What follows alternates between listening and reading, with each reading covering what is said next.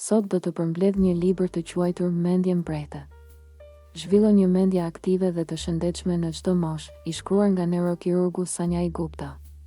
Nëse dëshironi të përmirësoni performancën e trurit tuaj dhe ta mbani atë të shkëlqyer deri në ditën e fundit të jetës suaj, kjo video është për ju. Mund të jeni duke e shikuar dhe po mendoni se jeni në moshën 20 vjeçare dhe nuk ka nevojë të shqetësoheni për shëndetin e trurit tuaj, por e vërteta është se truri fillon të ngadalsohet pas moshës 24 vjeç, kështu që duhet të filloni tani, jo kur të kalojnë vitet. Pa humbur më shumë kohë, le të fillojmë. Pjesa 1. Truri, kutia juaj e brendshme e zezë. A keni parë ndonjëherë neurokirurg që operojnë trurin e një pacienti duke e lënë të zgjuar plotësisht? Është interesante se diçka e tillë është e mundur, por si është e mundur që pacienti nuk ndjen dhembje dhe është zgjuar gjatë gjithë kohës? Arsyeja është se koka dhe truri nuk kanë receptor dhembjeje të tyren, vetëm shtresat e indeve që e mbulojnë kafkën kanë fije që ndjejnë dhembjen. Kështu që është e mundur të mbaheni të zgjuar. Pacienti gjatë operacionit dikur ishte një njeri i quajtur Phineas Gais, ai punonte në ndërtim dhe ishte 25 vjeçar.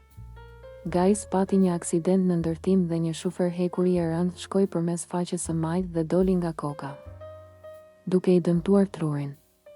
Normalisht do të ishte një aksident fatal, por Gais jo vetëm që mbijetoi, por shkoi vetë në spital dhe nuk ndjeu asnjë dhembje. Vetëm 2 gjëra humbi pas aksidentit, syrin e majtë dhe personalitetin e tij.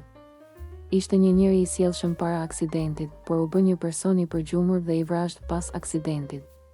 Ai vdiq në moshën 36 vjeçare, por thonë se sjellja e tij u ndryshua përsëri dhe u bë më miqësor dhe më i kujdesshëm pranë vdekjes së tij. Historia e Gais ndihmoi shkencën shumë për të kuptuar trurin dhe si funksionon ai. Shkencëtarët shpjegojnë se truri është gjallë, rritet, mëson dhe ndryshon gjatë gjithë jetës sonë. Është provuar se edhe pas një traume, truri fillon të riparojë dhe të krijojë lidhje.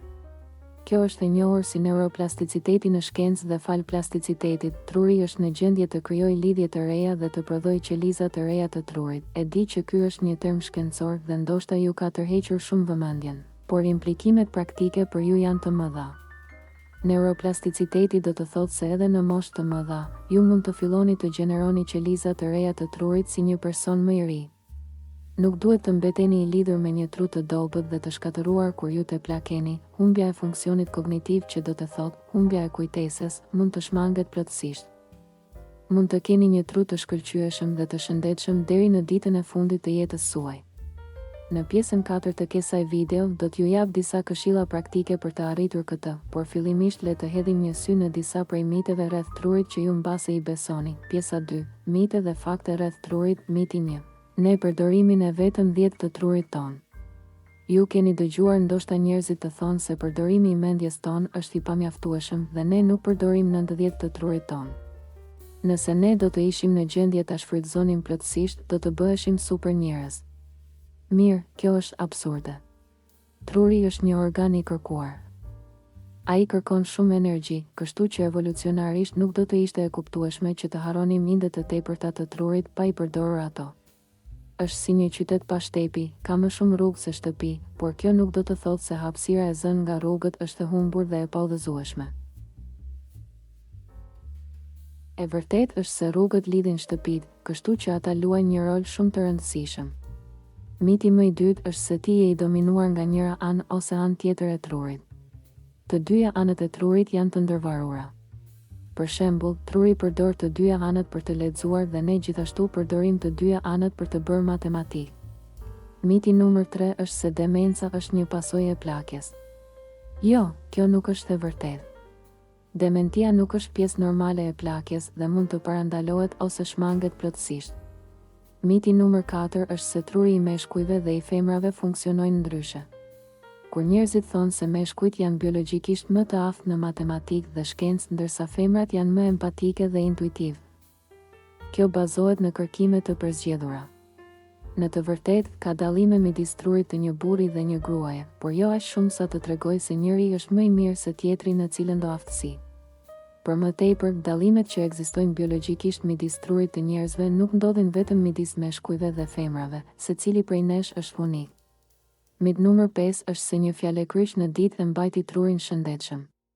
Janë bërë shumë studime për të zbuluar nëse fjalëryqet vërtet punojnë si stërvitje truri dhe të gjitha kanë arritur në përfundim se fjalëkryqet nuk kanë ndikim në përmirësimin e aftësive së trurit. Por, nëse ju pëlqen të bëni fjalëkryq, është gjëja e duhur për stërvitjen e mendjes suaj, por mos u shqetësoni nëse nuk ju pëlqen, nuk po humbni asgjë të rëndësishme. Mit numër 6 është se ju lindni me të gjithë neuronët që do të keni. Truri juaj është programuar dhe dhënia e trurit është gjithmonë e përhershme.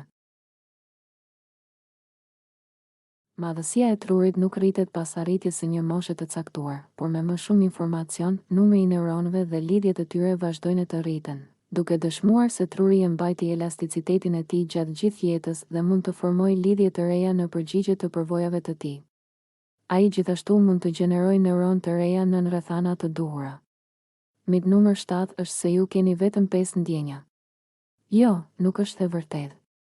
Përveç 5 ndjenjave të zakonshme, shikimi, dëgjimi, ndjenjat shija e prekja, ka 6 ndjenja të tjera. Ndjenja e pozicionit të pjesëve të trupit tuaj dhe se çfarë po bëjnë.